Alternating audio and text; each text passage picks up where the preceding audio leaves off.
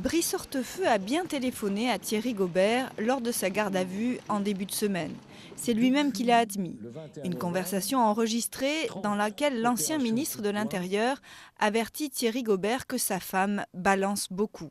Elle balancerait au juge d'instruction chargé de l'enquête sur l'éventuel financement occulte de la campagne présidentielle d'Édouard Balladur en 1995. Le hic, c'est que normalement le téléphone portable est interdit en garde à vue. Mais apparemment, pas pour ce proche de Nicolas Sarkozy, mis en examen dans le volet financier de l'affaire Karachi.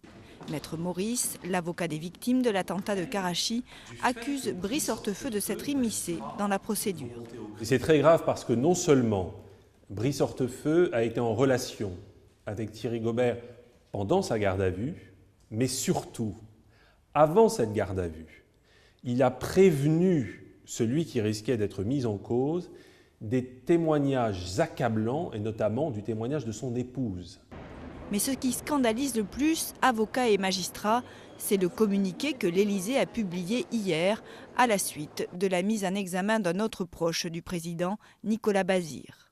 Quelques phrases qui montrent clairement que l'Élysée a eu accès aux procès-verbaux du juge Van Ruynbeek et a donc, selon les magistrats, violé le secret de l'instruction. La question de l'atteinte à l'indépendance de la justice est très fortement posée puisqu'on a l'impression que le pouvoir exécutif a pu intervenir dans une enquête puisqu'il y a encore des gros troubles sur ce point-là.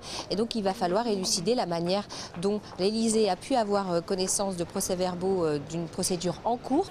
À 7 mois de l'élection présidentielle, la poursuite de cette enquête risque de perturber sérieusement le déroulement de la campagne présidentielle de Nicolas Sarkozy, qui a toujours prôné la République irréprochable.